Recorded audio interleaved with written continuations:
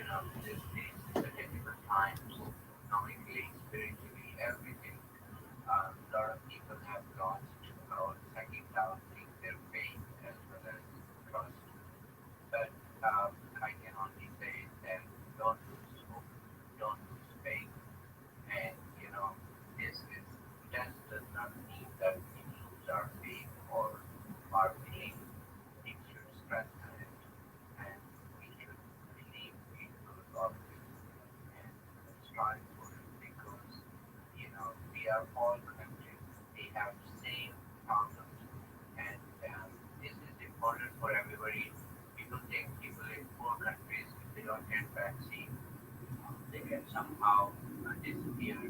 Unfortunately, it doesn't work like that. This virus is going to keep coming back if we don't treat or help everybody on this planet Earth. Everybody is human, and if these rich countries don't put money to help poor countries, I'm afraid this virus will keep forever, and this will be very bad. So, or at least keep coming back because we are all connected. And person in India or Pakistan can spread the virus very easily to anyone sitting in Singapore or in US. So this is the key. And sad, I think good thing is US is free money, but everybody is pitching. We should all help to get rid of this virus.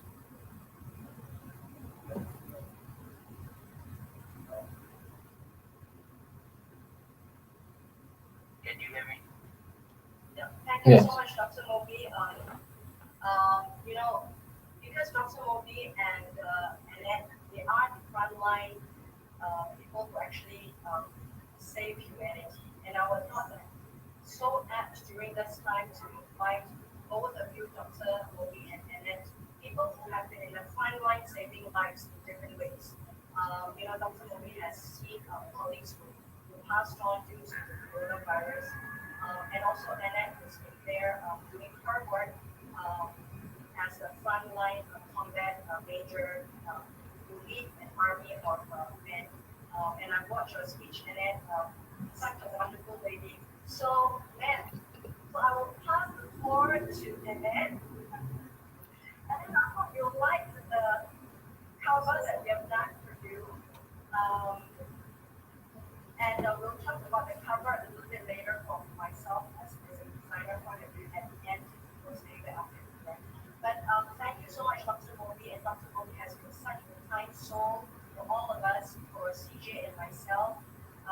We will go one by one through so that we will have a talk, especially during the panel where all of us talk together. So I would like to give the floor to Ma'am, Miss Annette Mary Littenberger. Thank you so much for being with us, and I would like all of us to give her a round of welcome with a round of applause from Singapore and the United States.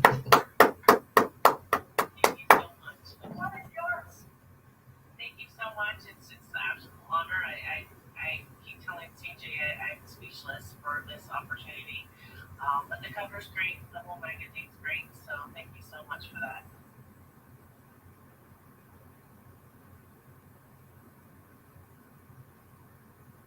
Can you hear me? Great. So when for my line of work, when it comes to humanity, I'm really big with mental health.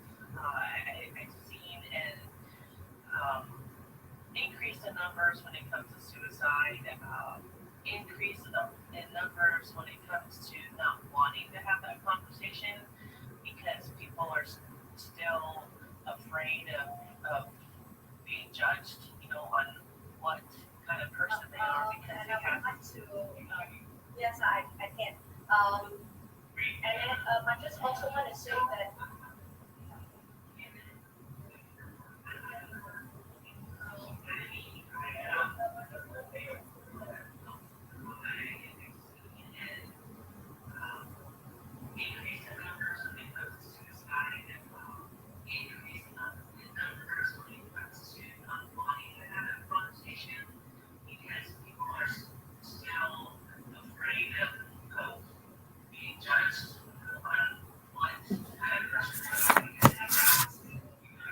yes, I can.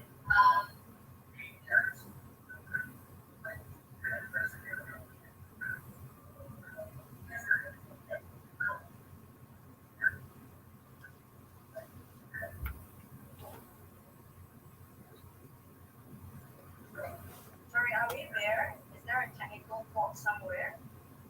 Is everyone good? Okay, I think there was a technical fault. There.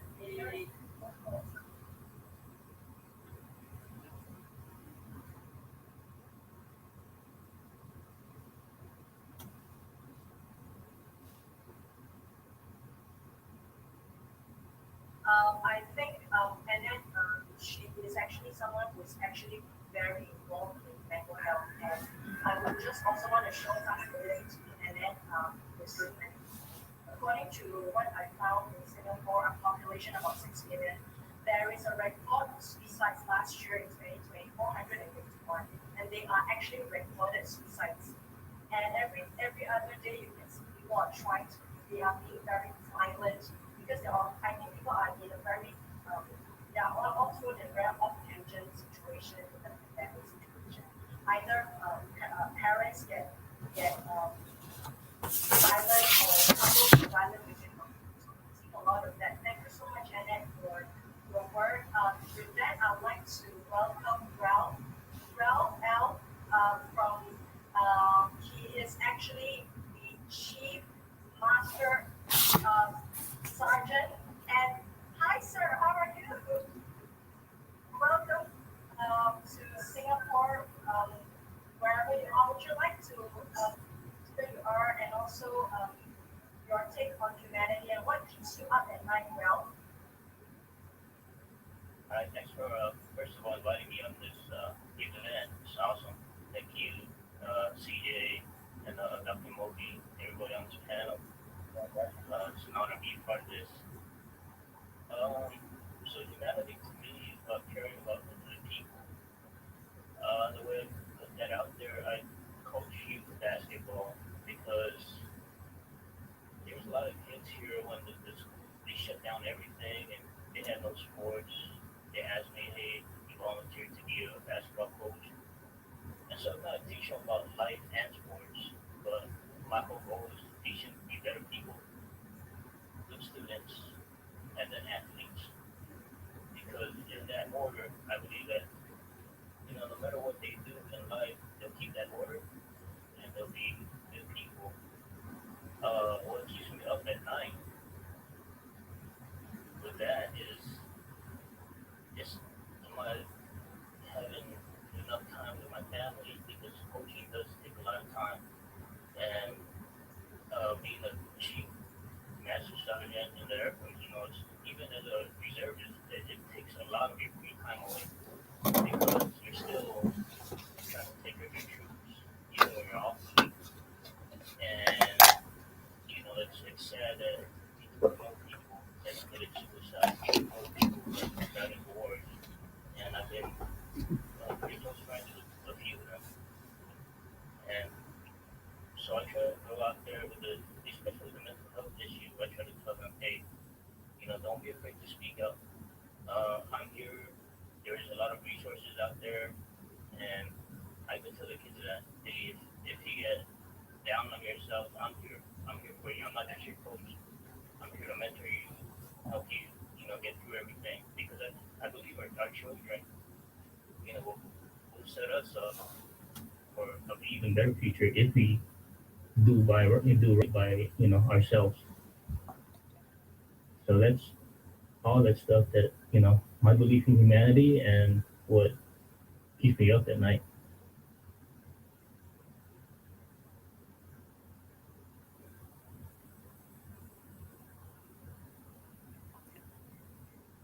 Thank you so much, Ralph, for your speech.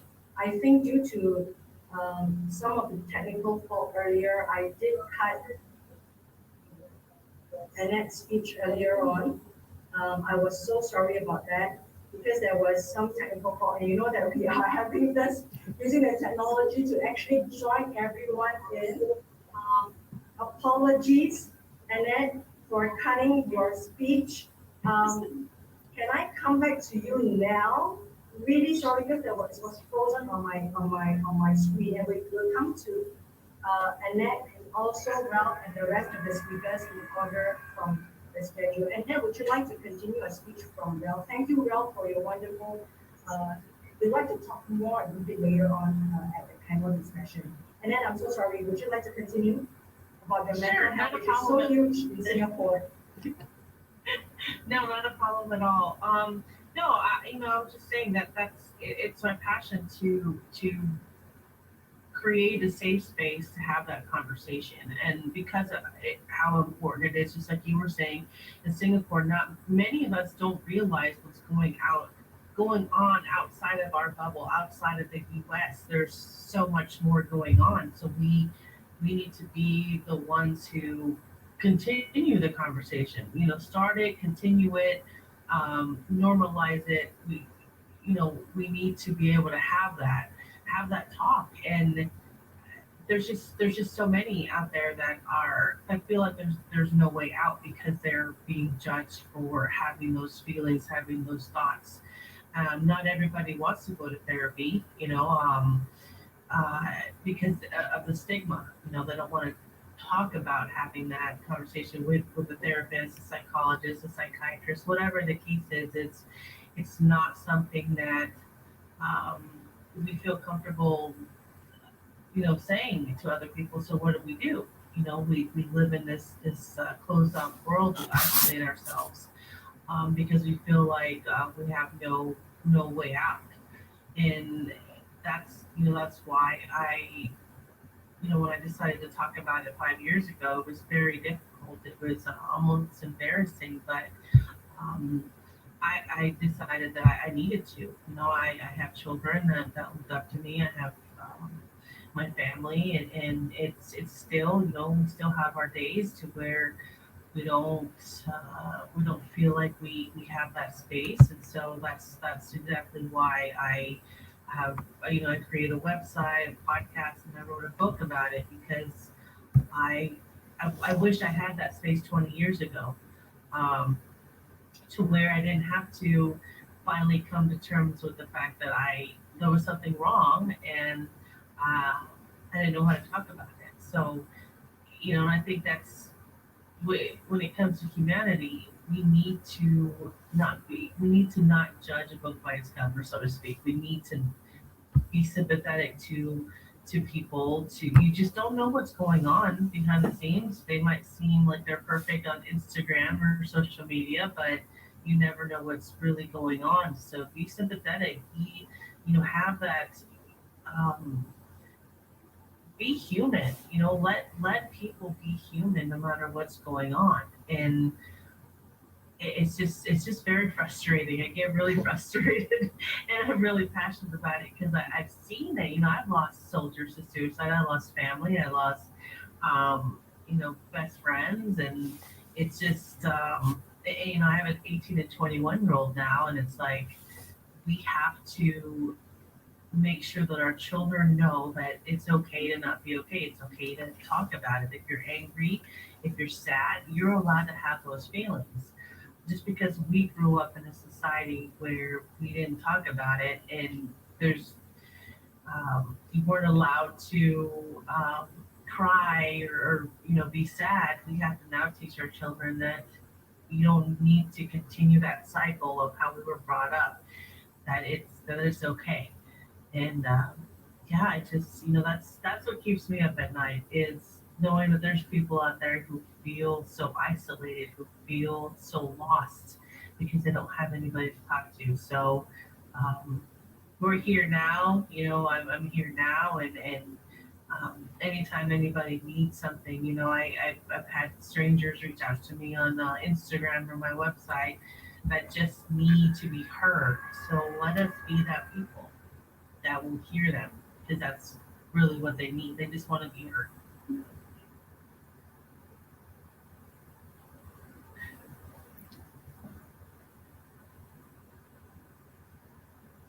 Thank you so much, Annette, and each of us will have a chance to ask each other a question during the panel discussion. Um, and I would love each of you to actually ask Ralph also, and ask Miguel, and ask Dr. Ayman, who is with us now from Pakistan. So we will have a discussion a little bit later on. Thank you so much, Annette, in each and every one of the issues that keep us up at night. Myself, I do have a lot of issues I would like to share at the end. So I'd like to welcome the next speaker, which is Mr. Edin Liu, 40 years of public service serving the country of Singapore, also involved in restructuring the public health sector in Singapore, and also building the polytechnics as the forefathers of the Singapore education system that we are quite famed for. So let's welcome Eden. Thank you, Eden, for being with us. Eden, take the floor. Hey, thanks very much for inviting me. Sorry, I sort of missed part of this conversation with the bad internet. Okay, there are 3 minutes given, so maybe I just want to highlight 3 issues that concerns me regarding humanity. Okay, the first item I was just thinking of is, Singapore has a very high GDP per capita. We're basically a rich country for some reasons, but at the same time, like other rich countries like USA, there's a big difference between the rich and the poor. And being involved in vocational education when I was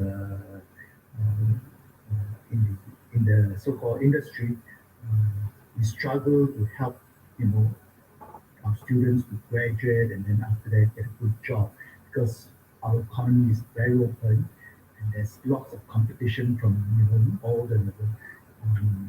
the people around in the region, and that brought down the wages of some of our people who are less qualified, or even qualified, they may not have the best job and the best pay and so on and so forth. So I think that this is one issue that really concerns me in Singapore, because it's not, it will also affect, our political, not say political stability, but within the country there will not be so-called peace. The second issue that I'm quite concerned about is I do travel around in the region, and around us is Southeast Asia, places like Indonesia, like Laos, Thailand. There are lots of people out there without water, without sanitation, without energy, and they are struggling in their life and they couldn't have a good living. How we as a richer country can help out in this area, I think it's a big issue for all of us. And the third item I was thinking is the longer term, and perhaps this where we do talk about all this global warming, because once it becomes the climate is completely changed, we will have much more flooding, much more drought, much more, and the region around us are all low-lying area next to the sea, and many of the poorer and less well-equipped community will suffer more significantly than those who have the money to build defenses and so on and so forth. So what can we as a society in Singapore, in America, in China, in all the better well-off countries, what can we do to decarbonize and have a better sort of be able to solve this climate change issue? I think that will be a big issue for the future of our children and the children of those countries where they are not as well equipped and able to handle this climate change issue. Okay, so those are the 3 things that keep me not say awake at night. That will be too much. I will be able to sleep if it happens, but it is some issue that I've been thinking about, and what can we as countries with more wealth do in this situation. Thank you.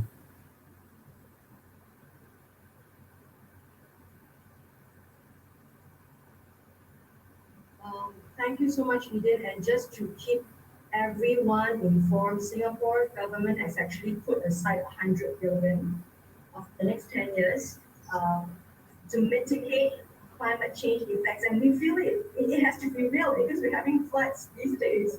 And when it really floods, the cars actually just drift down the street, and you can see lives will be displaced, and there's nowhere to run in Singapore because we are an island. And if there's rising sea level, I think islands will be the one that suffer most.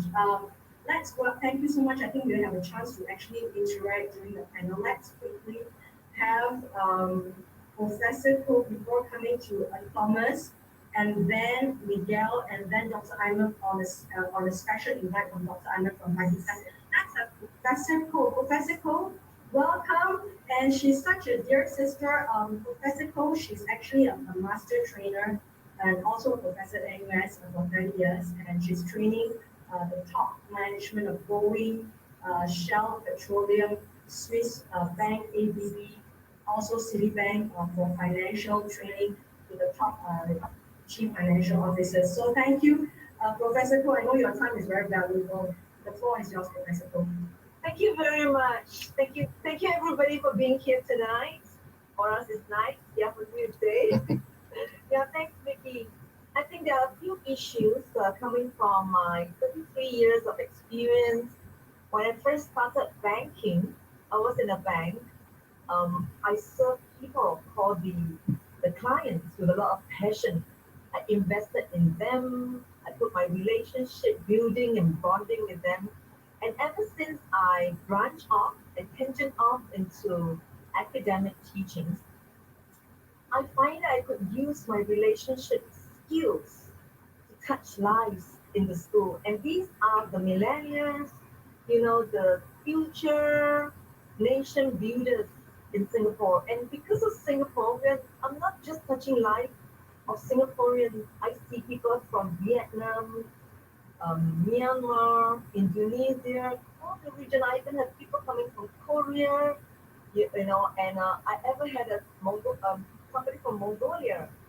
Yeah, so what keeps me excited at night, especially during this pandemic time, is I could sense the stress. As you know, in Singapore, we really strive for a lot of academic excellence. And behind all these very good results that you see, we ace in a lot of academic, tasks. Our families were working very hard to support them. And I think just now my fellow Singaporean, Mr. Eden Liu, he spoke about some of the children here come from families who have been broken because they're struggling so hard just to achieve their financial status. And so I thought the little I could do in the 3 hours of lecture when I have in the National University of Singapore, in the Singapore Institute of Management lecture, was to speak life encouragement into the souls. I treat them equally. So not everyone is as equally academic, but I'll make sure that I treat them as individuals. They have their own talent. Yeah, mind you, I've got lots of students. I've seen like 28 years of graduate batches after batches.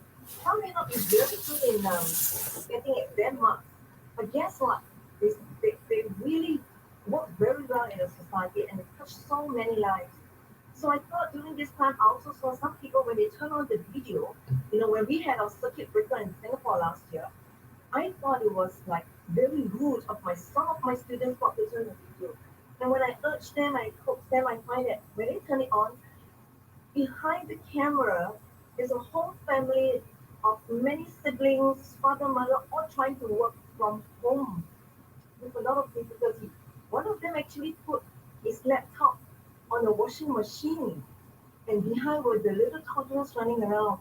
And from then on, I felt that my job is not just to transfer knowledge and experience. I think I'm here to inspire them, and it's actually the mental stress that they're going through. Studying and imparting knowledge which they can get from the internet is not a difficult thing. But speaking live into them, building up, transferring what I have acquired over the years, so that they can hear me, but they also want me to hear them. Really, they have their views. We hear them. All they wanted was just a ear to listen to them because they dare not speak to the parents. As Asian, the father is usually a very difficult figure who sometimes become very stern, and they don't want to look weak in the face of the children. So if I could be that mentor, I love this profession. I'm learning so many things. It reinforces the things I'm struggling. How to give care, to be a good mentor, to be a counselor. I think these are so important. Yeah. So I can't wait to exchange views with all of you. I think I will end here. Thank you so much. Thanks, Vicky.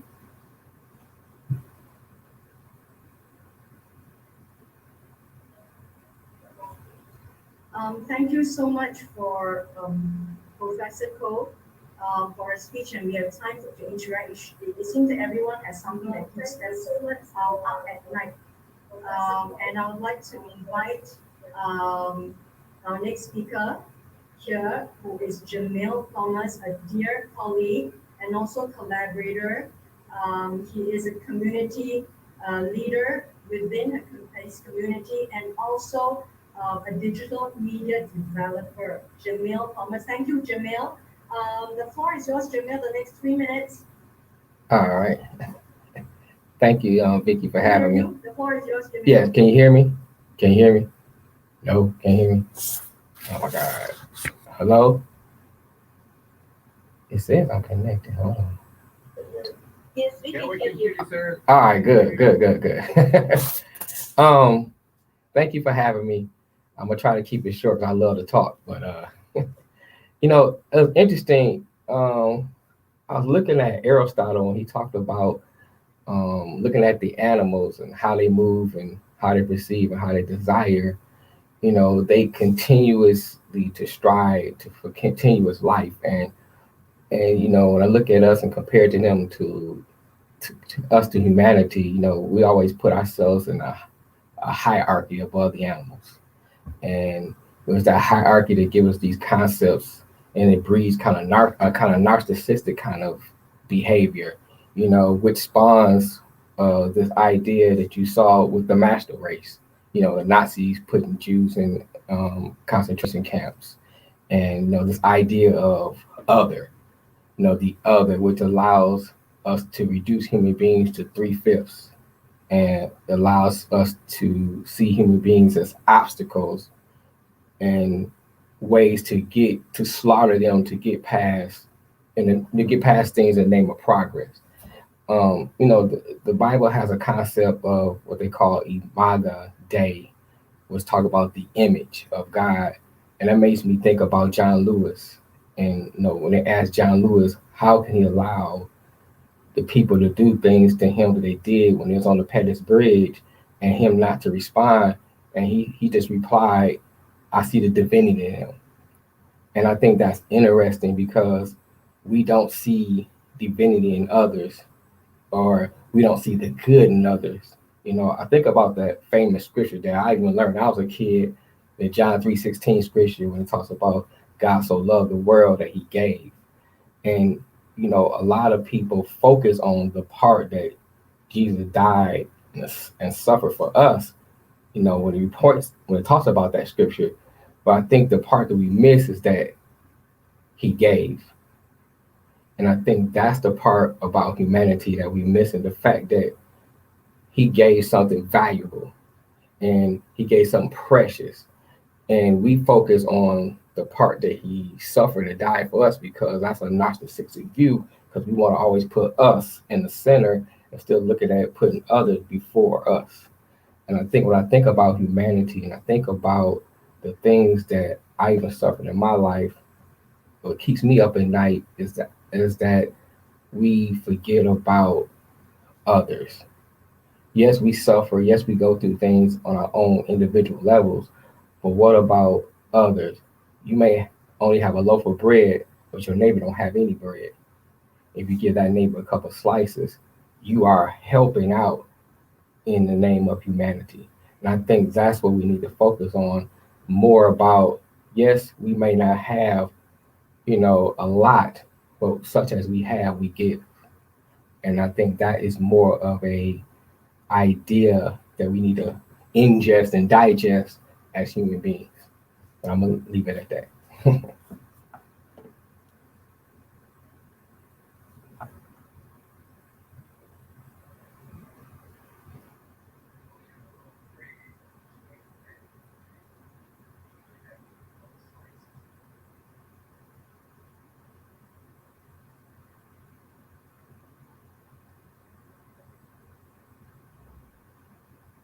Hi, Jamil. Thank you so much. Am I missing anything, Jamil? No.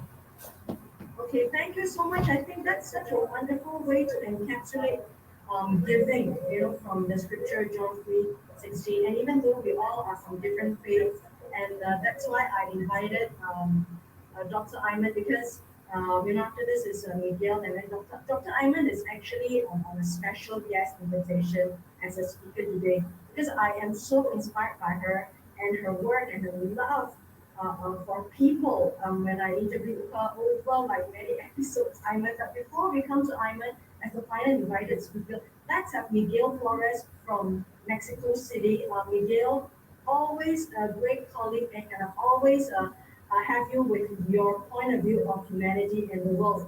Miguel, the floor is yours. All right. First of all, I wanna say thank you for the space invitation. It's such a big. I'm serious when I speak to Vicky about this. It's a huge honor. I mean, I'm so pumped up that I cannot even talk straight because it's just such a beautiful speech and all the things that you have to say, guys. I don't know. It's just like, I don't know. I got all the energy from you guys from here in Mexico City. I want to send all the energy to you guys because oh my god, it feels so good about this. Yes, I understand that this is not exactly the best, one of the best moments in human history because of the pandemic and stuff. But well, starting with my speech, and thank you for space. But again, one of the things I would like to say is that I suck at giving speeches. I normally want to improvise a lot more because that's how I feel it. And the energy that sometimes I get from all the people speaking about community, speaking about giving to others, speaking about how we can help each other, even though we're in completely different parts of the world. It's one of the things that keeps me motivated. It keeps me going every single night because the only way we can overcome this, in my perspective, is that we can all work together. I Hmm. understand that we may have a lot of differences, a lot of opinions, and all of them may crash. Since I am not exactly a religious person, even though I'm in one of the most Catholic countries in the world, right? But I love hearing everybody and listening to everybody, and I love learning from everybody. Everybody's perspective has given me such a unique perspective of how to approach things and how to prepare and do the things that I do. And my job, I'm just a humble English teacher here in Mexico City that somehow sneak into uh, this I don't know this group of people that are so important in their communities, and so big, and their names are just amazing. And I'm like, dude, I'm just an English teacher in Mexico. What the hell am I doing here? But I don't know, sharing this perspective from a person like myself, like I don't know. I think I shared the situation of being in a humble place. I understand Mexico is not exactly one of the richest countries in the world, but well, we're neighbors in the U.S., so hey, Taylor, send something, man. We're your boys. We hear you. We love you guys. I don't know. I don't know. Listen to the rest of you guys. For example, when I first met Vicky, I had no idea what to expect. And I got to say, and I got to say that. But once we talked, and I have to apologize. I want to apologize. I want to do it in front of you guys because I missed her for a couple of weeks. Well, I'm proud to say that I am a COVID survivor. I was fighting there in Mexico in general. Uh, the way we are treating COVID is not exactly the best, but as a community, as a society, it's a cultural thing. It's just a Mexicans thing. Yeah, don't worry, we'll be fine. But once we see the numbers, like, oh, bro, it's not gonna be such okay. But well, unfortunately, we have to go through that here in Mexico. But sharing that experience, watching it from the perspective of, I understand all the people that has gone through the front lines, and they are right there, fighting this thing and encouraging people to move on, and I felt like, okay, I have something to do here. I mean, I was in the middle of my job. I just went to the supermarket 2 weeks later. You're in the hospital. Oh my God, what's going on here? It's not exactly the best time. And my daughter was like crying because she immediately said, "Oh my God, my baby's gonna die! Oh my God, oh my God, this is good, this is good," and not even able to say something to her in person. Using the Pandora box, just to have a little communication to say for 5 minutes every day, hey babe, don't worry, I'm gonna be fine, okay? You know, your daddy's strong, and this is just something that has to happen. If I have to go, remember that I love you, but I'm gonna do all my best that that doesn't happen. You know, um, I've been able to share that experience. I'm able to share it with you guys. I'm real thankful for that, for the opportunity, and thank you so much. It's always a pleasure to listen to all of you guys. Listen to you with Vicky. It's always something that I really love to do. I know that I owe Vicky a lot of time on your show. So thank you so much for the opportunity. It's a real pleasure. And remember, if you really want a friend or you really want somebody here in Mexico City, I'm your guy.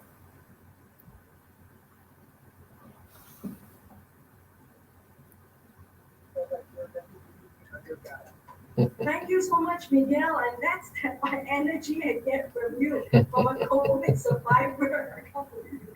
Let's thank you so much, and we will have this interaction a little bit later on at the panel. Let's welcome Dr. Ayman all the way from Pakistan. Can you imagine we are here in Singapore, different parts of America, the largest country in the world, and then we have Mexico, and also Ayman from Pakistan there, and Iman's dad is also a COVID survivor, and she told her story, very touching story, how the family came together at the final moment, whereby really at the jaws of death, they saved the dad in the hospital. It is such a moving story in our February special when Iman was one of my co-hosts for the show, and I think Miguel was there too. You know, we were like riveting for Iman and her dad. So Iman, the floor is yours all the way from Pakistan. Iman, the floor is yours. Hello. Hi, how are you? Thank you, Vicky, for inviting me. It's such a pleasure to meet you all. Currently, I'm not in Pakistan, I'm in Turkey. I'm technically half Pakistani and half Arab. So I'm a healthcare consultant and I was in frontline working for COVID. I'm also a life coach, and when I talk about things concerning me right now, is I am a life coach for professional women, especially in healthcare, and I work with them.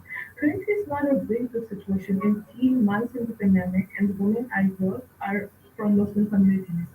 So we already know there are a lot of problems of women working there. We have a lot of people who are very liberated. We have women who have very good professional ethics and they're working in fields.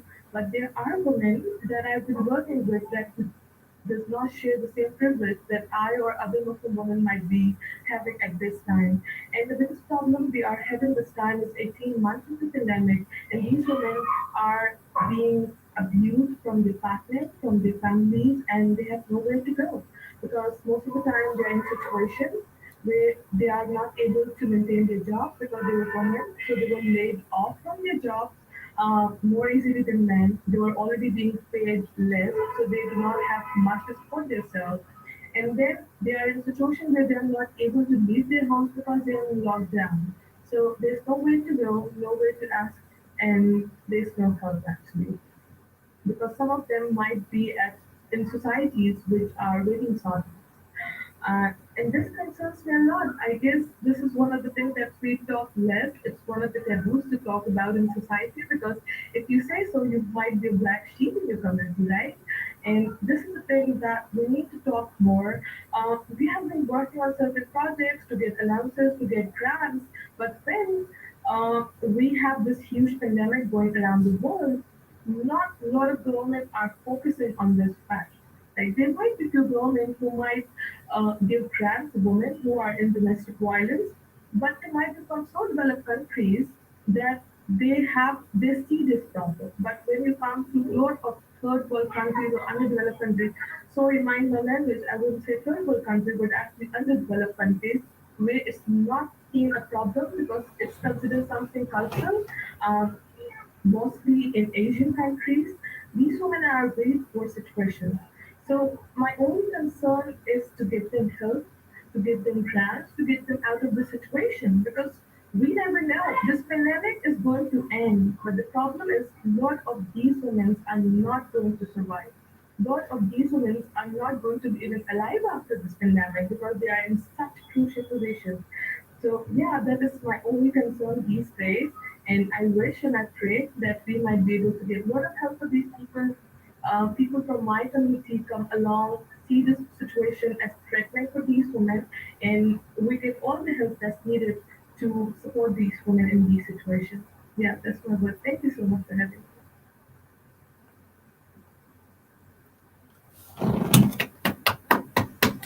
Thank you so much, Dr. Ayman. I think everyone has brought um, very different issues that keep them up at night. And I just want to reiterate that um, this is a very special event. We may not be able to solve some of the problems, but I think we are showing the world that we can come together and we can start putting light, showing light that these are the problems. When we start showing light that these are the problems, hey, people will start to give help. And if we don't tell people our problem and we keep it inside, I think we go either as an individual, as a family, as a community, I think we have to start conversations. And with that, thank you everyone for your talk. We would like to start a panel discussion according to our schedule. And because it's just a 20-minute discussion, I hope everyone participate and then each and everyone is given a chance to ask one other individual your thought or your question. No, I'm just going to make this different because you are the people here. I'm just a facilitator. I would hope that all of you ask one question to one speaker, one participant about their issue. So I'm just going to make it very different. I'm here as a facilitator, but even before we start, CJ is going to be the person who's going to open the panel with the opening speech. But I also would like to share my thoughts about 30 seconds, not to take up too much of your time. What keeps me up at night? Jobs. Jobs, jobs, jobs. Jobs are important for the next generation, and we don't have meaningful jobs enough already because of the pandemic, and also because if you look at the last 10 years, MNCs, multinational corporations are all making their workers redundant because of robotics. Not only because of that, but because of M&A, because the world is maturing in terms of the growth of economies. We're looking at Siemens, who actually retrenched over 100,000 because they actually employed 500,000 people around the world. We're talking about Siemens Corporation. We're talking about banks like HSBC, who's retrenching another thousands and thousands of people. We're talking about shops, retails that have closed their doors. We're talking about cashiers that have no more jobs. We're talking about people who work in the supermarkets. There's no more jobs. Where do they go? They don't have a voice like us, like podcasters or people who are out there. So with our privileged lives, I think this conversation is very important. The thing about all these companies have closed, Mango, Zara. I mean, look at all these American retailers, hundreds and thousands of them closed. The shops, and not only that happens in America, it happens in Singapore. If it happens in Singapore, it happens in America, it means it happens elsewhere. So if you're a breadwinner, you took back home that $1,000, but now suddenly you have no more. What do? You dig your wallet and you've only got $10 left, and you've got your child to feed, you've got your wife, you've got your husband, you have got your parents, and before you even feed yourself, what about the bills? What about the water? So I'm really looking at this humanitarian issue on the ground level, whereby these are the people without a voice because they're not podcasters, they're the mothers, they're the hawkers, they're people in the street trying to peddle a trade. I'm looking at these are the real human beings, and we are living in such a privilege. I mean, I'm saying that we are not Elon Musk for sure. We are not in Amazon for sure, right? And neither, and because of that, we do count our blessings, but not forgetting there are people who are at that poverty line, and the pandemic data have shown, right? The pandemic has actually increased about 50% of people down the poverty line, and middle class is squashed. That's the truth. Whether in America, in Singapore, or down the world, the middle class is being squashed and is further being squashed and accelerated in the pandemic. So for me, it's just jobs, meaningful jobs for young people. And if they don't find meaning, what happens? People seek violence. And we will be seeing a wave of violence throughout the years where young people find they become hopeless, that their skills are not being excavated, they do not have any dreams to chase. So that is something that we're seeing the world is going from the growth of the 1980s and the 1990s, where the world is accelerating its growth, jobs are being created. But now you're seeing in the 2000, the millennium, whereby jobs are being crushed because of M&A, mergers, acquisitions. Companies are actually utilizing robotics. So I will throw this question to you, ladies and gentlemen. What keeps you up at night? And I would like to have you ask one individual one question, starting from our dear chairperson, our chairwoman, CJ. The floor is yours as the opening speaker for the panel. And then throw a question at either of them. And the throw the ball. Yeah, thank you so much, Big That's Pam. now Thank comes you. to Jay. Yep, thank you everybody for sharing your stories today. I just want to say that one drop starts a ripple in a pond. And what you started today is that conversation that can change the world. If we don't have to wait on policymakers, we don't have to wait on people in governments to make that change. It is the ordinary people with the extraordinary spirits that can make that change. So today, as we are talking to each other and we are asking those questions, we're going to learn more of how we can affect change across the world, not just in our corner. So my question is for Dr. Amin. I hope I'm saying that correctly.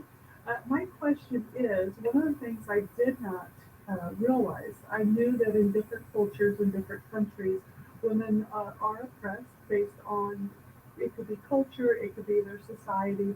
I didn't realize that with the pandemic, that being behind the closed doors was making it even harder. So what can we do as other cultures and other countries to possibly help assist some of that? Thank you so much, CJ, and that's really important question to ask. I think at this moment, most important thing is to just ask. If you have a neighbor who's a woman from Muslim community, if you see that she's not showing much with her children, you see there has been problem with your family. Like, our neighborhood is our close. When we live in society, like especially, I don't know where you belong from, but if you live in US maybe or UK or any of these countries, you know your neighborhood. Simply ask for help. Ask them what they do need. Like, have conversation with them. Ask about what their problems are right now. I think starting a conversation is the best thing to do right now. Before, we didn't have much space for conversation because we were so acute in our lives that we thought we didn't have time. The pandemic taught us there are so many problems which we need to see that we didn't thought it was important before, right? And one of it is to take care of the other humans that are around us. So just starting a basic conversation with a woman in head staff, just having a normal conversation with a woman who is going with her children about her daily life, what she has been doing, what her problem might be, how she's taking life. I think these are the good starters that we can start from now, and then it will continue more effective. Thank you very much. I will definitely start doing that more as I'm out and about in my community. Do you have a question for anybody on the panel? Yeah, I will ask Dr. Ruby. I think it's one of the ethnicity that I share. Uh, how have been things in your community with the women that are working professionally? And how do you think that we can create an environment for the women that are in healthcare to reach out to their male colleague for the help that we have been thinking that they should have in the system? And while now they are the frontline workers, how you can support or how the male colleagues can support their female counterpart in the field these days. Yeah, can Dr. Ayman throw a question at someone? Let me first unmute. Thank you, Dr. Iman, and as true, we share a lot in common, and with everyone too. But I think this is a common question everywhere, also in US and everywhere. healthcare workers and first responders. I mean, it's unbelievable that they're working day and night, whether it's male or female. Lot are, I think, male anyways, but because of the racial proportion we have at the hospital, it depends also because a lot of staff, I would say, nurses are female mostly, and then there are lot, right, and they're doing actually the best job, I would say, because they are really going after each patient. And I mean, we round and we write orders, but we are there too, but we are the one actually clean and stuff, put on oxygen, if they are on ventilator, they are the one going to clean every time, they are the one going to restrain them. It takes a lot. It takes a lot. So what we can do is support them not only emotionally and also encourage. So when I am rounding in the hospital, I make sure I kind of even stop by at my, anyone, even who is cleaning the room. I tell you, you're doing phenomenal job. Tell me what can we do for you, or at least encouragement, at least, and that is the minimum thing anyone can do, and we should all do. By the way, that actually motivates me too, because I get exhausted, but when I talk to them, I say, "Why you are working 12 hours non-stop, and and you get paid very less as doctor. I get paid more, but you have the strength to keep going more and more, and you are my strength." So everybody asks me, "Who is your hero?" And I say, "You are my hero." You know, every common person over there, or we are all same. So actually, you are the one actually gives me strength. So that's true. The nurses, the doctors, and everyone. You know, so best thing we can do is support and make sure if they need anything, I give them even order something for if I can. So we have to look out for each other, whatever situation is, and that's where we should start. And, you know, what else we can do? I would say also, at around neighborhood, we can do same thing, and the same thing we should definitely do for anyone who is, at least if you can go, just give them a call and pick up the phone and just give them a call and say, "By the way, how you doing?" I mean, those words mean a lot. Many times I call my male or female colleague and just say, just checking, I didn't hear from you for, are you okay? I think those are the ones that really can make a difference.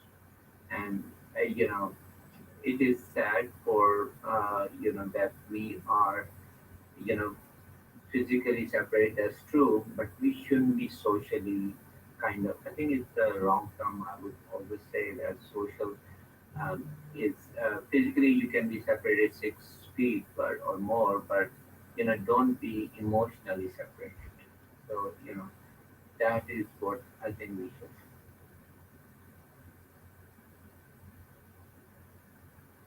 Dr. Iman, do you have any? Hi, there is a lag on my side. Would Dr. Moby throw a question at someone at the issue that Yeah, I will ask Annette. Hi, Annette. Hi, Annette. How is with pediatric or kids with mental health? What are you seeing with COVID?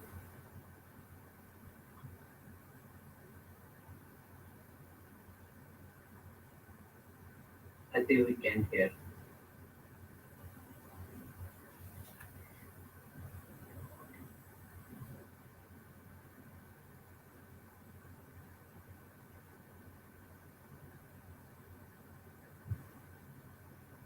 Okay, can you hear me? Yeah. Okay, sorry about that. I'd seen, teenagers are struggling to learn how to voice their uh, their feelings. And just even when we just moved to Texas from Virginia, and in Virginia, my son's school, there was a 16-year-old who took her life because no one knew what she was feeling on the inside. She was this very vibrant girl who played I don't remember some instrument and played sports and all these things, and no one knew what that she was struggling. And I've seen it with just the teenagers, the youth that don't know how to deal with the pressures of school, the pressures of life, and it's just very sad. So um, and that's why I feel it's so important to teach our kids that it's okay to talk about it, but they just don't know how.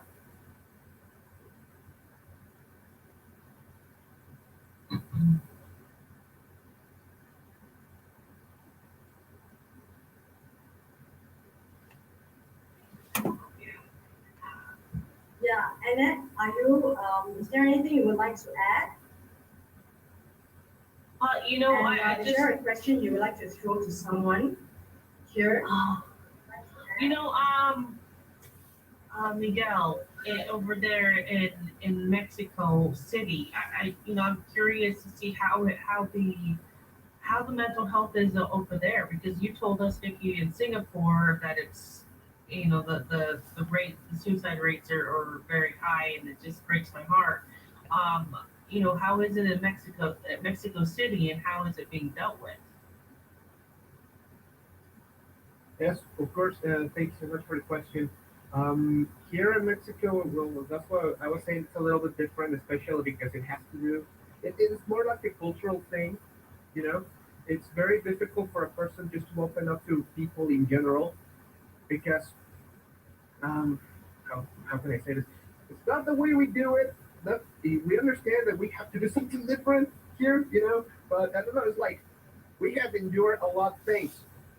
A disease is not going to kill us.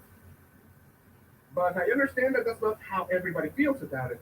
But considering that the society that I am in, it's not that we don't want to listen to you. I mean, you should see all the way we do it in our parties and with 3 or 4 beers and the shots of tequila inside of us.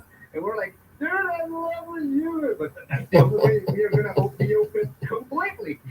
But I understand it's not the best comment and it's not the best look for my country, but well, that's what we got here, right? But it's just that like being so open here is difficult, but that's because how can I say this? We prefer to do it like, okay, if I have something, I'm gonna do it. I don't know. I'm gonna get an activity. Like for example, in my case, I continue with my podcast. I have a comic book show on weekends. I also continue teaching because I cannot just stop. Okay, I was in the hospital. It was not exactly the best experience in life, especially when you're in a hospital that is crowded with people. Social distancing is just it's just a concept, you know because well, you have the hospitals are full capacity in the country completely. I mean, there's no more space for anybody here. So if you're not lucky enough to get into a hospital, and I quoted, uh, you must pay for the treatment outside. It's not a here. It's not a cheap treatment, and that's one of the first things we have to deal with. What happens if we go through? Okay, if we went to the hospital, fortunately, government gave us a hand. But if we didn't, dude, we spent so much money on the treatment. What are we gonna do? So you have to start working. Basically, there's very low or little time for us to say, let's talk about it. No, it's more like we have to do something about it and deal with it while we're working on it or on something. I don't know. What I do is every student asked me about how I felt. That is a help, but for me, I understand not everybody has the same situation. So it's more like I'm working, and having a guy in front out in I don't know, like 2 feet away from you saying, "Hey, dude, how do you feel?" Well, just same old, same old. That's why I have to wear the mask. Oh, well, okay. And the doctor tell you something or anything or whatever? Well, just to be careful, I'll stay away just a little bit. You're too close. Yeah, don't worry. I got it. I got it. And that's how we deal with it. I mean, psychological support, professionally speaking, is just a mere option for a lot of people in my country. It's uh, it's something only rich people can afford. As a community, we have to help ourselves, you know. And yes, we are not psychologists, we're not experts, we don't know how to do it, but as long as, because that's the other thing that we have, as long as you can talk to me and say, I don't know, for whatever reason you said, do they have something? First thing that we're gonna say is, okay, bring it up. What's it or what's up? Well, this, I don't know, it's just, I don't know, the sensation that you had in the hospital, you know, you're scared those 2 weeks. The first 2 weeks, you're completely scared. Then you have the thing, the plastic thing in your face, you know, just sending you the oxygen. Then you're thinking, oh my God, this is it, this is it, this is it. Because you see all the people going up, you know, it's very hard, but it's more like, forget about the psychologists. We help each other as a community, you know. That was so much. I said a lot just to go there. Oh my God, I keep putting some weeks here. Oh, I'm sorry.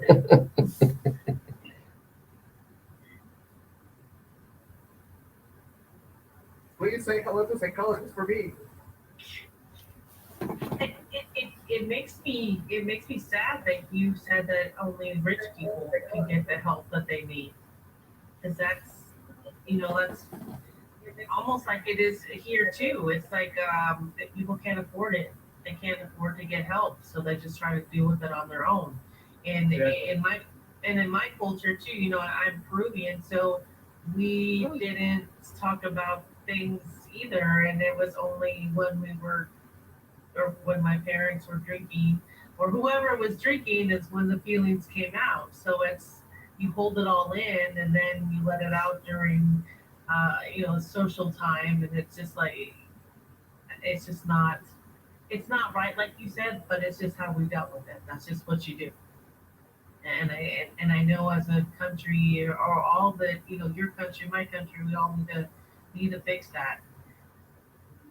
We're just trying to figure out how. No, that's maybe I'm just gonna add a little bit to my comment. What are and I guess it also has to do with something that a bunch of you guys were saying. Uh, Sometimes we cannot depend on somebody else to do a job. You know, okay, I understand here in Mexico. This is the thing about looking for psychological help. Okay, maybe I cannot afford it. I have to do something about it. I understand that I have to do something about it because, okay, it was a little bit traumatic to be in that hospital, to be honest with you. Yeah, because I thought I was this close to saying, you know what?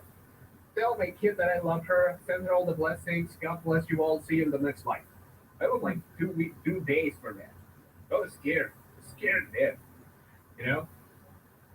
And having friends, talking to somebody to the community. That's why I want to bring it up a lot. Having communities like, for example, like this. Yes, we're in different parts of the world, but for example, I consider Vicky one of my best friends, and even we're on the opposite side of the world. You know, I mean, there's a huge difference. She's in her show and she's talking to me, and when I have a participation there, it's like, oh yeah, it's 6:30 in the morning, but hey, we're good.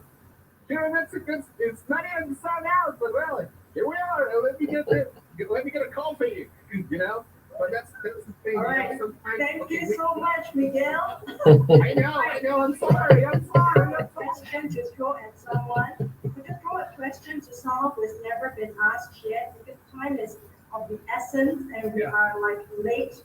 But this is so important to us. We have so little opportunity for us to face each other. I mean, I really treasure and appreciate. Miguel, could you throw a question quickly? Um. Oh yeah. Oh yeah. Oh yeah. And basically, I would like to make a question to Mr. Dermel. Uh, when you mentioned about community, how would you like to approach people to your community to say, hey, there's a space for you. We're here for you. How would you approach those people that maybe don't feel as a part of that community that need a little bit of that help? Um, One of the things that I do is I use my platform to do that, with the podcast, the radio station.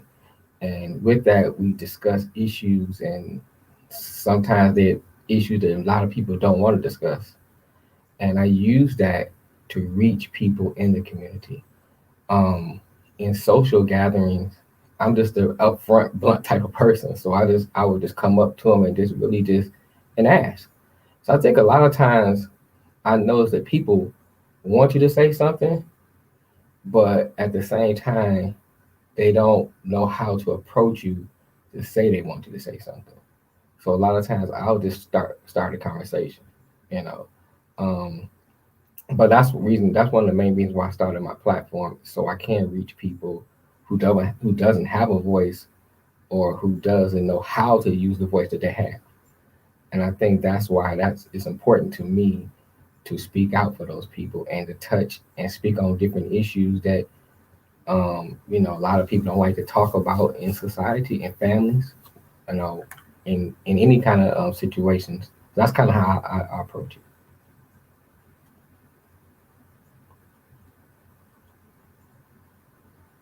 Thank you, sir. That was pretty good. Thank you. My question is for Ralph. I know Ralph. I heard you say you was in the military, and I used to work in law enforcement, so I kind of understand some of the issues of being in the military. But being in a position of authority in the military, how did COVID affect the way you lead? Because I know like a lot of times for me when I heard about COVID, I had a lot of different things going through my mind. Some was fear, some was Janelle, would you like to throw a question? yes. My question. Would you like to throw a question? Yes. My question is to Ralph. Um, Ralph, I know you in the military. I worked in law enforcement, so I kind of understand how it is to be in the military. Being in a position of leadership, how does COVID affect the way you lead? With COVID, there's a lot of scary things going on, and sometimes you can be in a position of fear, I guess, for lack of better words, and still have to lead. How does that affect your leader? How does that affect your leadership in a pandemic? So thanks for this question, Jamal. I retired in 2018, Okay. so the pandemic never really hit, but I still check on the guys I used to lead, Mhm. making sure they're okay.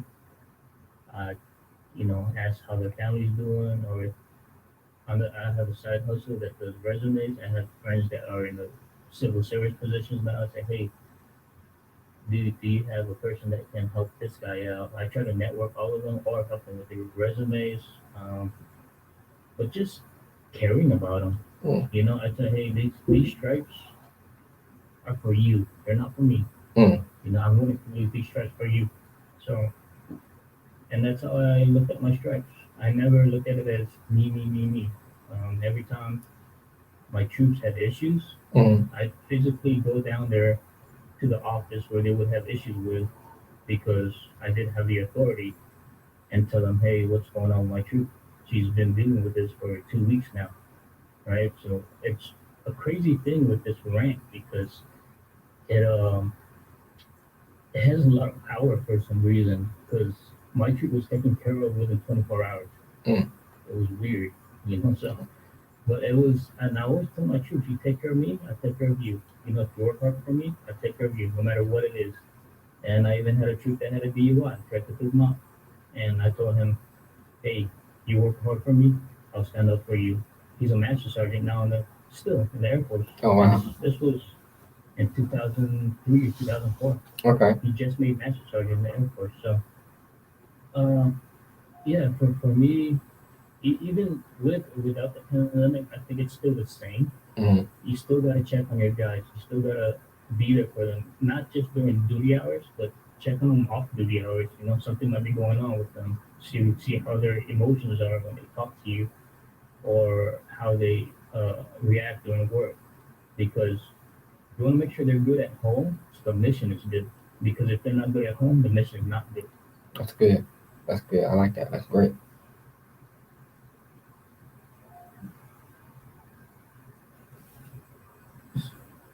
I guess I'll pass my question on to, I don't know how you say it, Human Hope.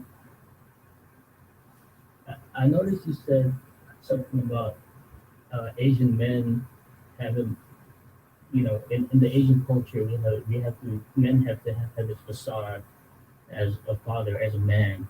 Right? I've been blessed to live in America, but at the same time, I have Asian roots because I'm Filipino, and with the Filipino roots, there's a lot of Latin influence in there too. So it's and those three cultures, we do have that culture of that facade. How do you think we could resolve that and be more open to each other and help each other out and be more of a team than the man being, in the culture being here and the woman kind of like not below them, but have support them being submissive if they want to be that way, but also support them if they want to be strong women. Thank you, Ralph, for the question. Yeah, I come from a family where my father is Chinese, my mom is Chinese, and my father brings the bread to the table, and definitely has to be the strong one. Yeah.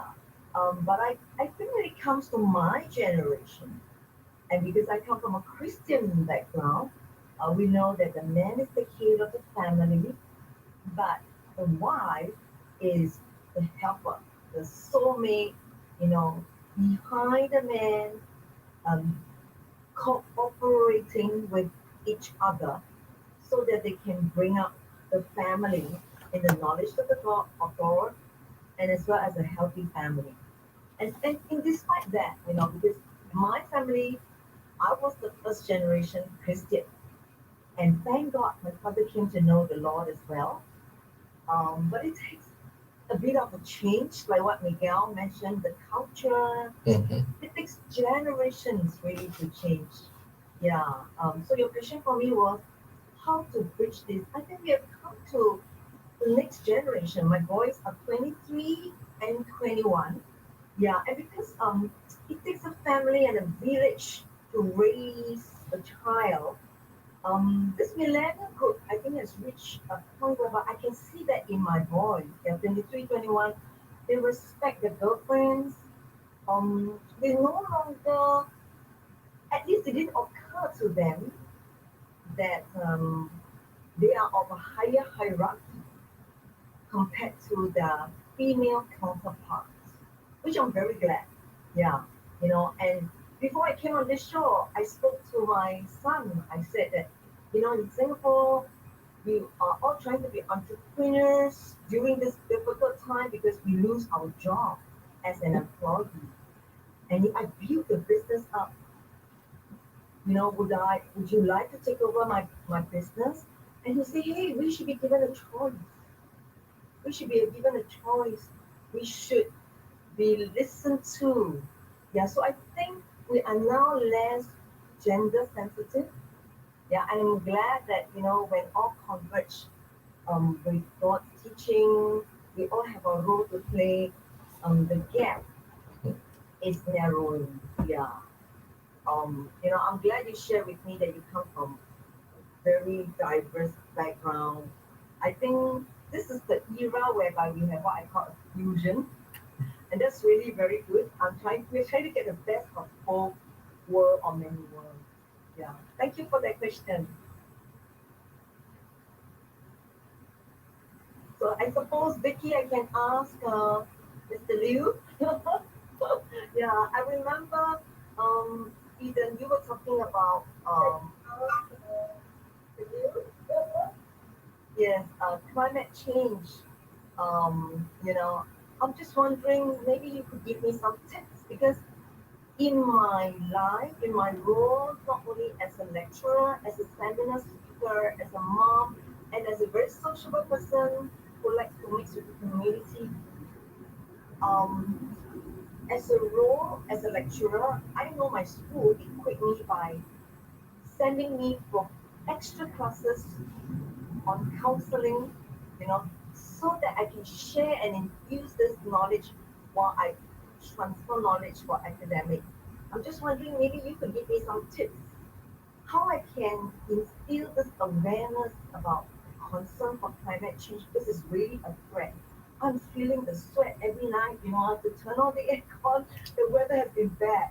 Yeah, over to you. Thank you, Eden. I guess the issue is not the issue. I think you have a great opportunity because you reach out to many people through your university and your training program and so on and so forth. And I think you really need to spread this important message to the people that you got to solve this climate change problem. Uh, for example, Singapore is talking about vehicle electrification, and I think we are not doing it as fast as we should, you know. But yet, for a country like Singapore, we are small. Vehicle electrification is very simple because you don't have to travel very far. Because for those who do not know, from one end of Singapore to the other, it's only about 40 kilometers. You can keep the car charged at night. Next day, you can use it the whole day. So there are solutions. It's just that we need more people to start camping at the agencies, the authority, because the climate change issue is a big issue involving companies, involving people, involving policies and things like that. So we really need to solve this problem, but people have to push the authorities to do better at setting targets, and therefore messaging down to the students, to the professionals, I think is very important as far as I can see. Um, okay, I throw a question back to you. I hope I answered the question. Vicky, yeah, you are also in the education business from because I was involved with you in vocational education, and now you're educating the world in some sense. How do you find this change, and what would be your major objective be? Yeah, Vicky, got it.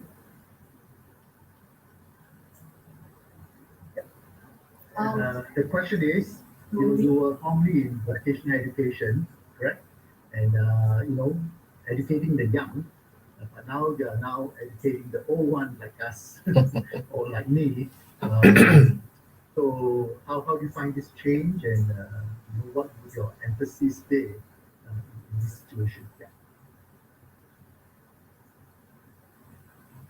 got it.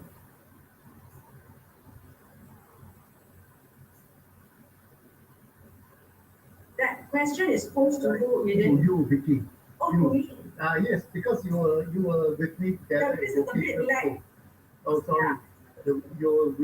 We were together in vocational school, and so that's why I know Vicky well. And now she has moved on to other areas and into this internet sort of educational business, so-called. Um, yeah. okay, if I get the question correct, because I'm Mm. actually a little bit lag here. Yeah. I do see, I think your question, if I'm not wrong, correct me if I'm not wrong. Yeah. Correct me if I'm wrong. You are actually saying, how do I see the next generation in terms of educating them? Am I right? Uh, no, in the involvement in education, yeah. I mean, it's a different kind of education. You've got a class Yes. of youth. Yes, okay. That's a different from trying to educate all of us On that. So the next 3 days is never enough for me. Oh, okay. Just one sentence.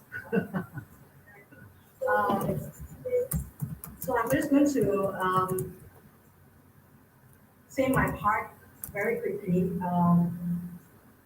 I'm an educator myself. I've been teaching for 20 years in polytechnics. My passion, I call myself a teacher because in an Asian society, the word teacher has a higher authority and respect in Asian culture over and above parents.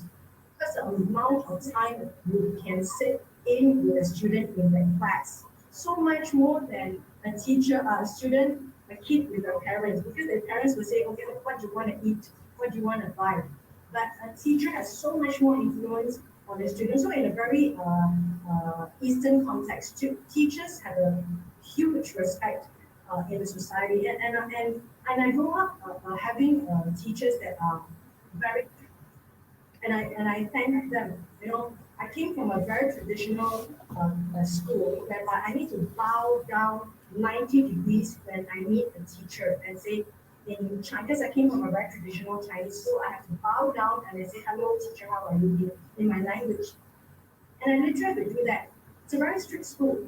And I think discipline is imbued in me. Therefore, I do something like this short time because of the amount of discipline. Having said discipline and also the cultural context of a teacher having a big, huge influence on the student, I think the other responsibilities on the teacher in imparting right principles and right values when you walk into the class. But having said that, I would like to say I think in our society in the Singapore context, um, we like the students to become compliant too much. We don't like the students to question. We don't like the students to raise their hands. We don't like the students to be different. And I find it very, very hard for myself and in the context of Asia, probably in South Asia, also in many, many parts of the Asian society, whereby you are asked to work hard and not to raise your voice and not to raise your hands. And that actually impedes creativity when you grow up. So we are actually a society of people who are so academically superb in Singapore.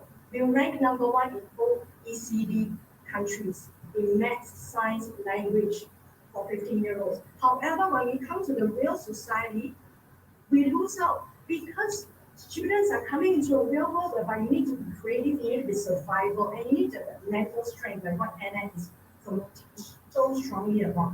But we actually built a whole generation of people that do not question, that do not dare to raise their voice, and that do not have a critical think. That is something very, very dangerous for the next millennium because we are looking at a society of people, a whole generation of people. I'm talking about my context, okay, it will be different from other places like in Europe, in America, definitely are different. But in my context, I think when I try to raise a voice in a school, I'm being beaten down in the class, literally. And because I'm being beaten down when I go out, I have self-censorship. And I think Dr. Moby knows this a lot. Because I'm so afraid of speaking. Because I've been beaten down in a school context, because I've been asked to be disciplined, I've been asked to deliver, I've been asked to excel, but I've been asked to keep quiet and shut your mouth up. You see, so this is a totally different context. But I think in the world right now, we need them to thrive and survive in a world whereby it is disrupted anytime. You are disrupted by technology, you're disrupted by the pandemic, you're disrupted by the neighbors, and before you know it, your income is being disrupted. I mean, we need to have the next generation of people. To me, it's so important this dialogue to actually grow a next generation of people who have that social responsibility to take care of their neighbors, take care of themselves, take care of their parents, and not leave the parents out there in the cold. To me, it is a no-no. Okay, so take care of someone is so important to have that self-responsibility, social responsibility, and also to have education, but also have the voice to the voice that makes use of the voice in a positive, edifying, encouraging manner. I think that's very important. I think we lack that part about social responsibility and about not leaving people out in the cold. And I think the pandemic actually exacerbated effort in Singapore because during the pandemic, a lot of people, like the sole income winner in the home, maybe the dad was a taxi driver, and when the dad, I mean, when there's a lockdown, what do taxi drivers do? They have no jobs. I mean, mind you, ladies and gentlemen, there are people out there suffering, and I keep saying that we must never forget. What about the taxi drivers?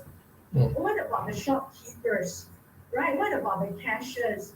What about the store retail store the store?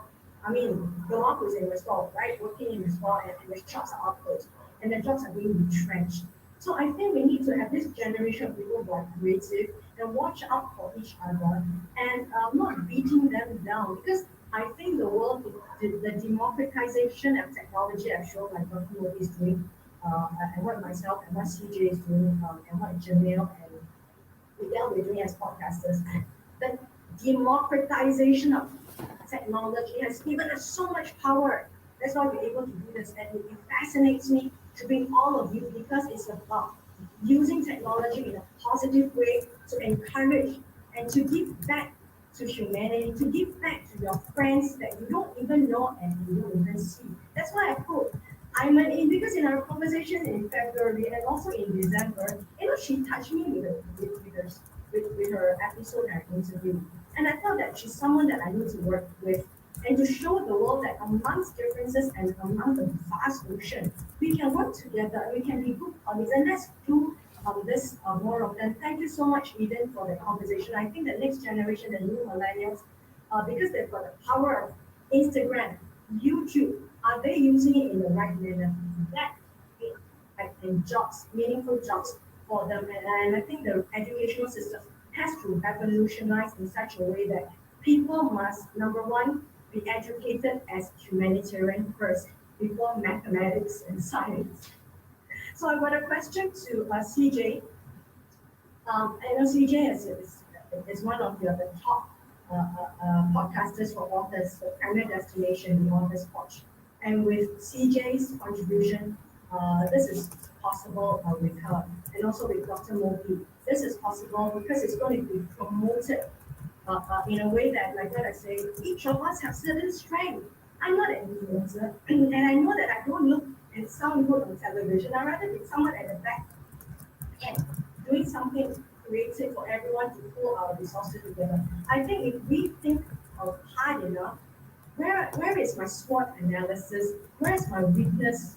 Where's my threat? Where's the opportunity and the strength? Let's align all of us together, and I think the world is very pleased. My question to CJ is: do you see in your lifetime humanity is going to go divergent, or it's going to come together? Looking at vaxxers, anti-vaxxers, maskers, non-maskers, policies, power in governments, and then people with less say in the pandemic. I don't know. It's an open question. So CJ, take it away. Is humanity going to come together, love each other, understand the differences, and accept differences, or the world is going to go diversion? Big question to CJ. The floor is yours, CJ. Yeah, thank you so much for that question, Vicky, because I am, in the core of who I am, a humanist. I'm not, a lot of people will call themselves nationalists. Some people will call themselves other things. Excuse me. I call myself a humanist. I believe in the human spirit. I believe in humanity. And I truly believe in what we are building here, not only in this forum, but around the world, and how technology has brought us together and it will unite us. I believe that we will be united together in what we have found in the extraordinary talents of people all over the globe. So while there will be the outliers that will try to separate us, I think that we were ultimately always meant to be together. And no matter what evil will try to separate us, it will never happen because humanity will prevail above all. Mm.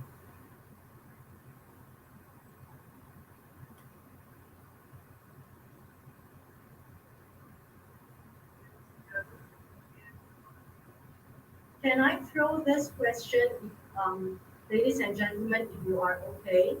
Can I throw this question to everyone? Do you think in your gut, okay, do you think the world, in your world, I'm talking about in your community, because we don't know that for the whole world, but in your community, do you think it's going to converge or diverge? Or is there a chance on either way? And what's your hope for the world? Anyone, can you take the question as the final question for the panel discussion? Anyone?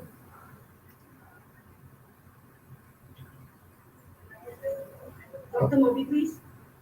Yes, and I think it's a beautiful thought, and I would just again encourage everybody to, there are a lot of ways which we have seen over the world, and the world is very similar in a way. people try to do politics and try to divide us and try to say we are this and we should. I always tell them, yes, you can do that way also. That there is always more than one way of doing things, and you can reach somewhere, but you reach higher ground and you reach much more if you are together Hmm. and you put all the brains and every effort together. Then we all will be united, not only united, but we'll really conquer a lot of things. We will conquer poverty, we will conquer pandemic, we will be, we should have human religion first, okay? And which is, by the way, backbone of every religion. It doesn't matter what your religion is. If you don't have that backbone, then I'm afraid you are reading only the chapters. You're not understanding the religion. So every religion, the backbone is humanity, and so it is very, very important that you should, uh, pay attention to that. I have hope. The reason I have hope. Look at all of us. We are all from different parts as well as different backgrounds. But look where we are, where how we got united. So when we can unite, I have hope that one day we will see this channel, this platform, this type of effort is going to make a big difference. Nobody, started with big organization or anything. Every successful organization or platform or anything starts with few good and sincere effort and people, and that's what is gonna happen this time too. I agree. I like to piggyback on what Dr. Mobley said. Um, I like what he said, and I agree with that. I always tell this story. I remember, if anybody know anything about Michigan, it's a very segregated place, very segregated. And I started off being a machinist, and they moved our company like an hour outside of the city of Detroit, and I was the only black guy there in the shop. And so I went into that place with preconceived notions of what people are going to think, how people's going to act, what people's going to say, how all these different ways, how the scenario is going to play out. And as I got to really get to know the people there and talk to them, I saw there was really no difference. Everybody was there trying to take care of their family. Everybody had the same issues and trying to do the same things. And that taught me something. That showed me that we are segregated because we don't communicate. We don't talk amongst each other. We don't really, you know, we go by what we see from the media and from different stories we hear, different stereotypes and things like that. But we don't actually sit down and have conversations. And I think what we're doing here is one way we can continue moving that forward, having conversations. Because conversation break down walls, stereotypes, and different things that people have assumed about others. And I think that's great what Dr. Mobley said. And I just wanted to piggyback off of that. And I think that's where we're moving to, especially with social media. Look what we're doing now. We're talking to people in different parts of the world. So the world is no longer like you in you on the far east of the world. It's like you way over. You just an app away. You know, you just a phone call away, whatever, and we can just connect and we all together. So I like what you said, Dr. Mo.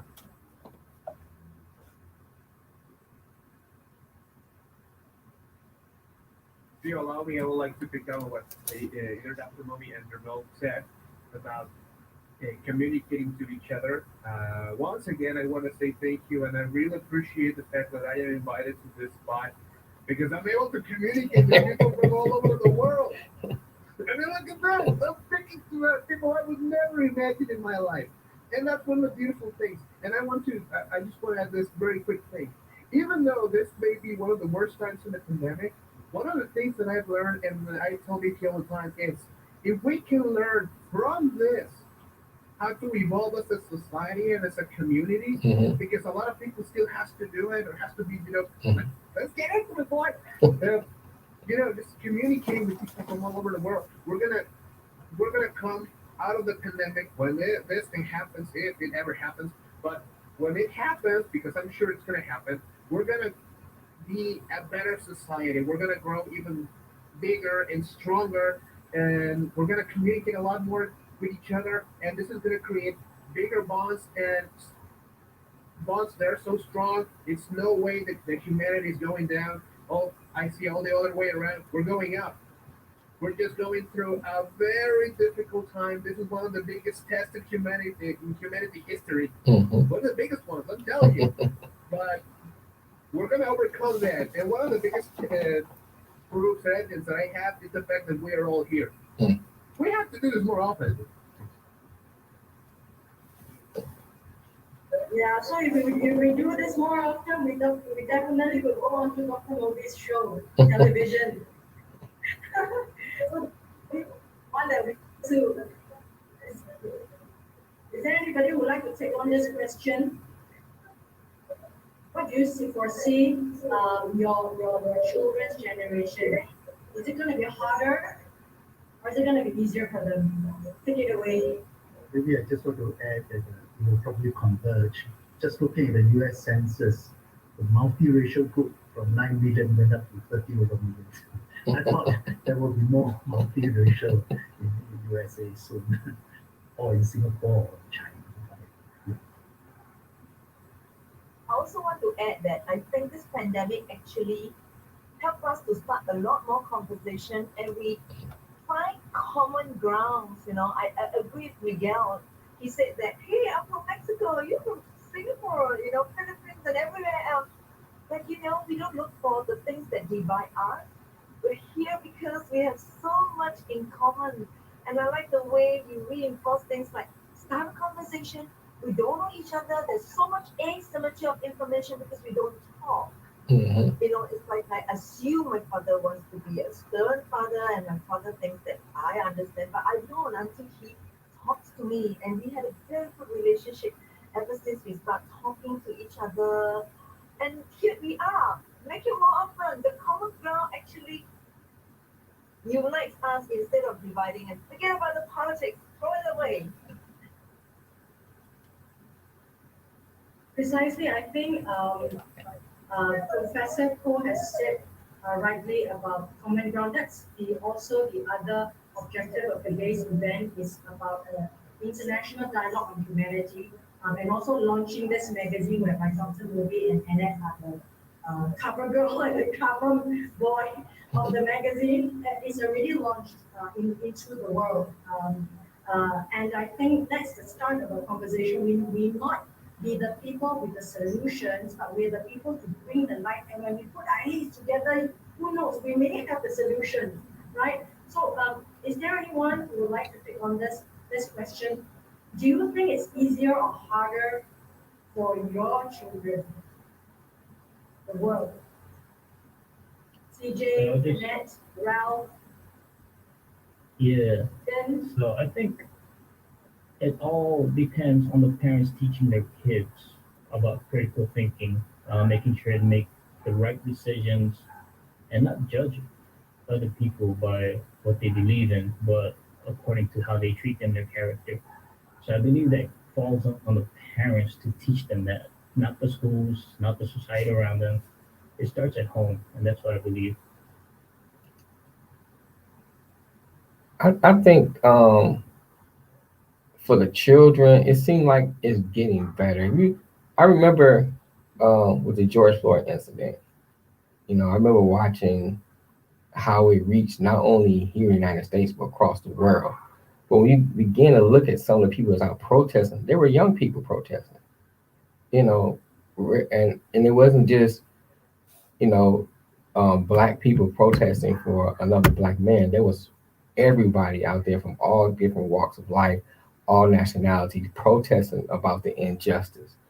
And I think that right there was a rainbow of hope to show that with the younger generation, it is getting better, it is moving forward, and it's starting to break down some of those barriers and things like that. So I think when I saw that, that gave me hope. Yeah, I want to agree with your. Sorry No, no, about no, that. please go ahead. Please, ma'am. Go ahead. I- There was something on the map. Please go. I agree with Jamel and I agree with Ralph.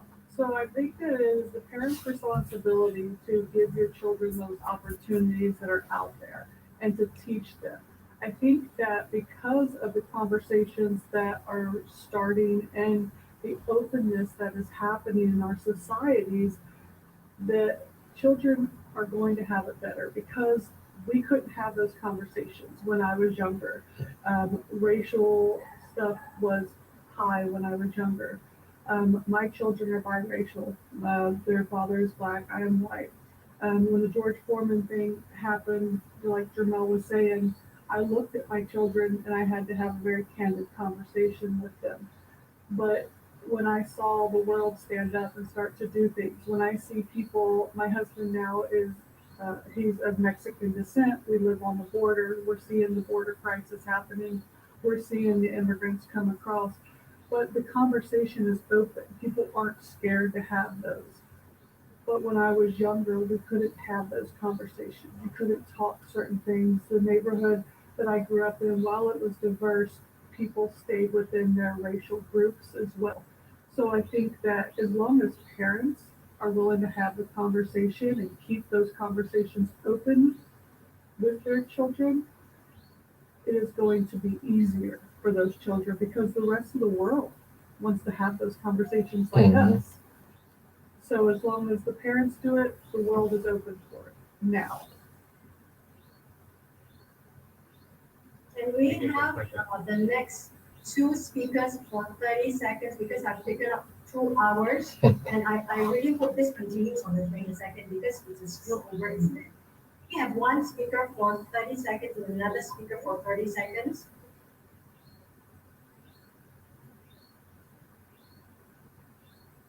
Although I agree with what Can we you have the lady first and then why don't you take it away? Let the ladies.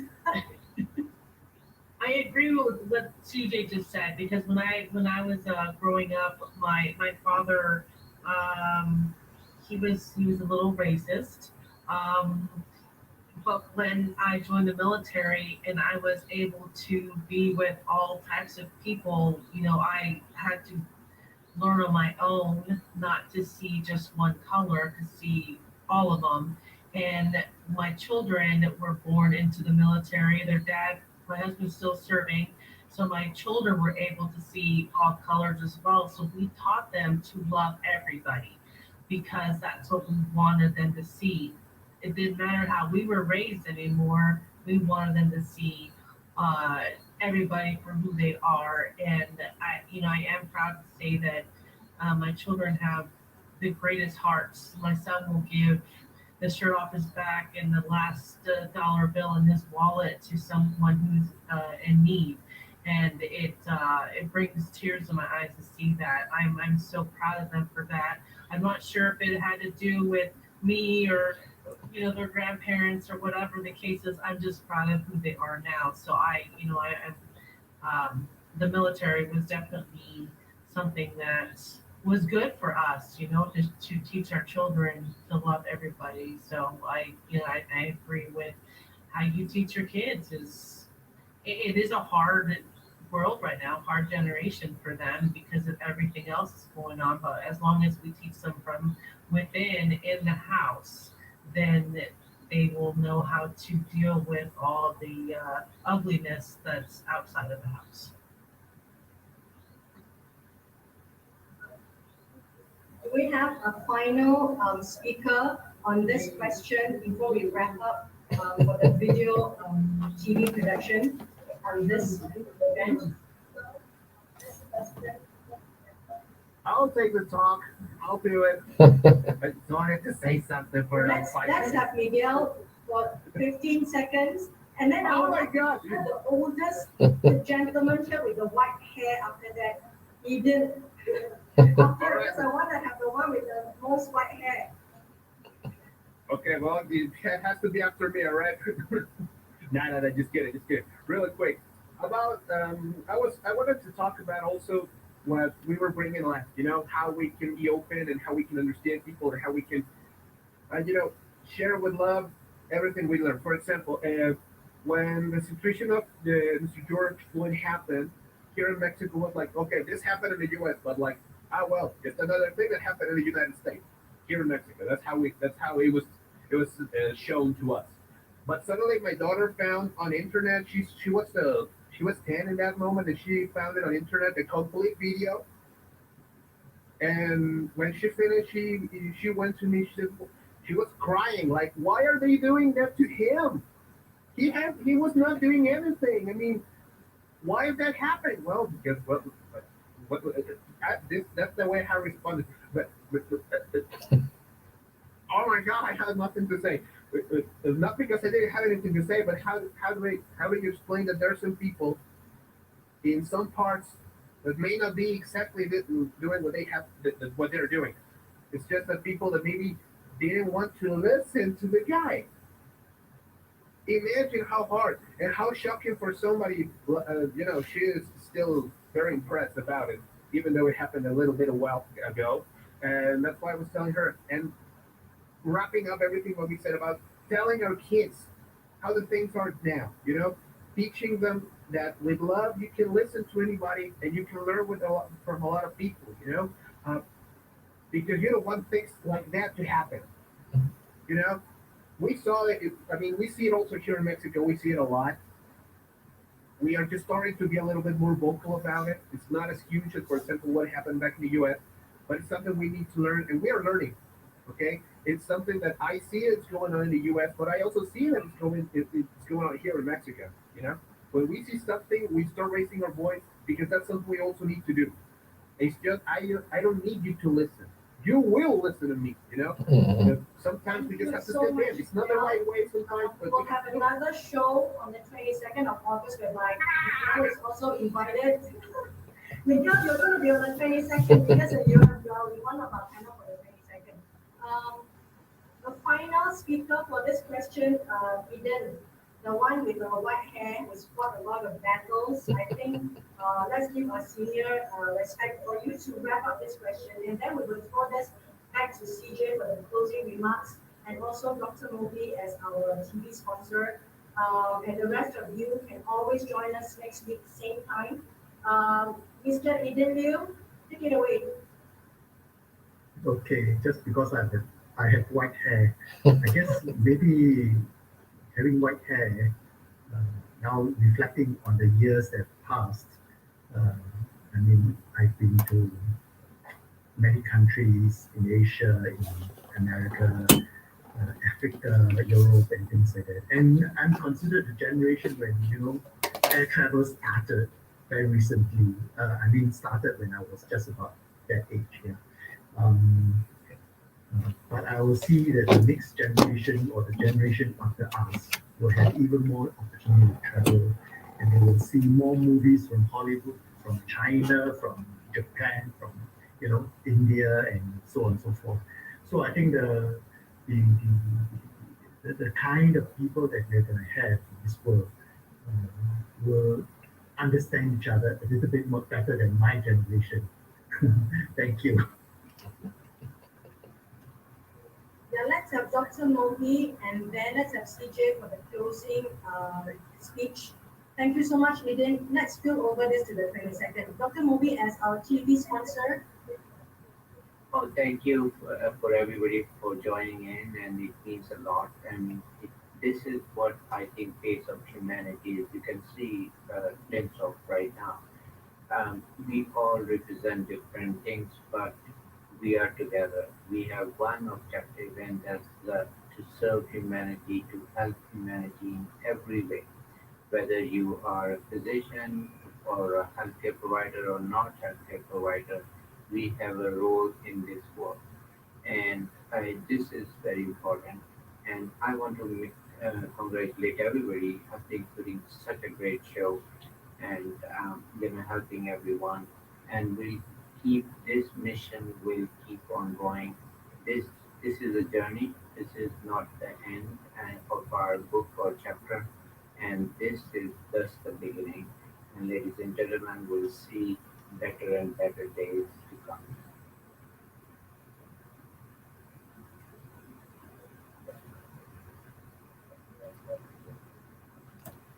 CJ, take it away, CJ.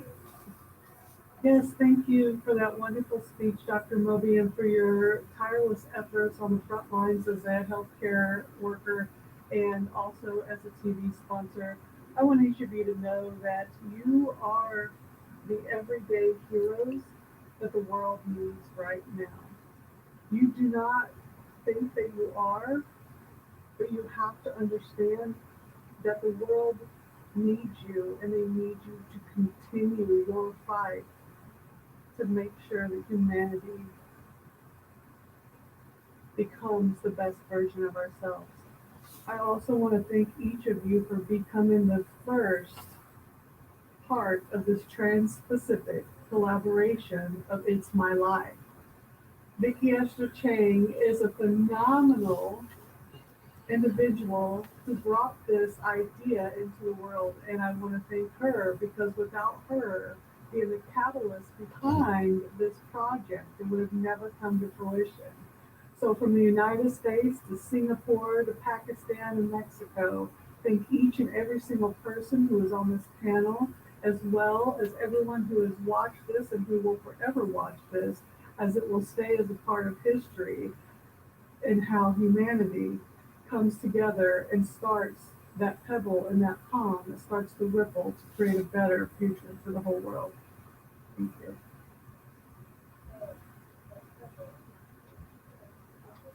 Yes, and thank you so much, CJ. Not forgetting today, the cover girl of the day and the first inaugural issue is Miss Annette Wittenberger, and I'm going to let her have the last 10 seconds and replay the video to wrap this up by Dr. Moby and Miss Annette. Both of you are the cover girl and the cover boy, and that will be the video after her closing speech. Annette, take it away, 15 seconds. I just say I'm still blown away by this whole thing that's going on, and to have met each and every one of you. I'm on the inside. I'm as excited as Miguel is. I'm just recovering from being sick, so I apologize. But it is. I'm just as excited as you, Miguel. So thank you. I've been blessed to know or to meet CJ. We've been Facebook friends, but we will meet in person soon for a couple years now. So I appreciate all of this. My work is very important to me, and I just love that she has supported me through her whole behind the scenes with all of this. So thank you so much. I can't wait to get a copy of this in my hands. I'm so excited, and bless you all for all the work that each and every one of you do, because it's definitely making the world a better place. So thank you so much. Yes. And just to say thanks to all the veterans, well, Annette and CJ yourself, and also Dr. Moby at the front line, and also Mr. Idilio, the Singapore architect of the economy and education system, wonderful teacher, Professor Cole, and Professor Miguel from Mexico, and Janelle, the community leader, and Dr. Ayman also at the front line, and thank the work for the women. And I'm going to share this video to the rest of you, and then a goodbye. But because we're so excited, this is the start, like what Dr. Moby says. Come back again on the 22nd and share more stories and invite your wives and your husbands and your daughters and participate in this conversation. Maybe they will say, no, mommy, no, daddy, I think the world is worse. And then you tell them, no, you got to get a good job. All right, I'm going to play this video for all of you. Wonderful conversation. Thank you so much, Dr. Moby. This is the start of a wonderful conversation. It's my life. It launches.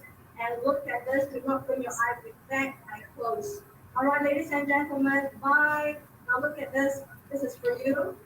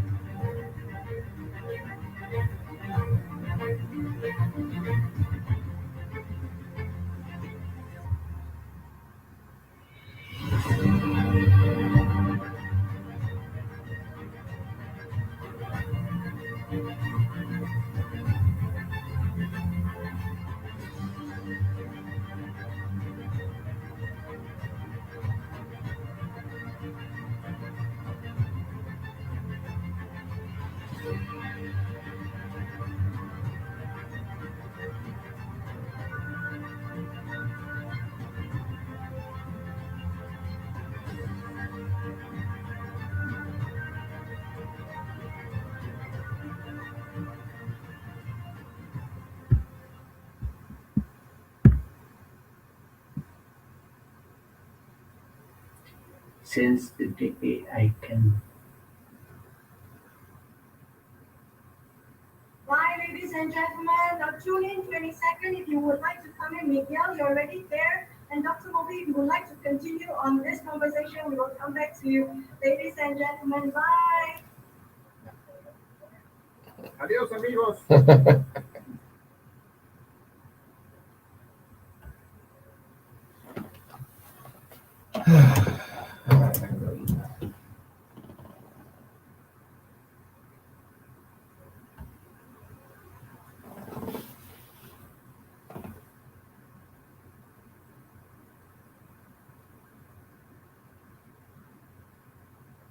Really, we go by what we see from the media and from different stories. We hear different stereotypes and things like that. But we don't actually sit down and have conversations. I think what we're doing here is one way we can continue moving that forward, having conversations, because conversation break down wall stereotypes and different things that people have assumed about others. And I think that's great what Dr. Mobley said. And I just wanted to piggyback off of that. And I think that's where we're moving to, especially with social media.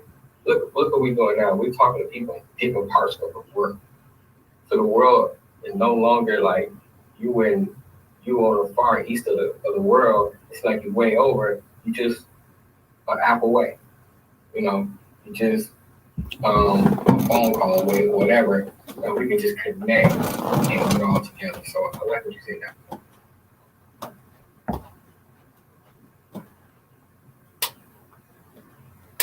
If you allow me, I would like to conduct what the International Center goals at communicating to each other.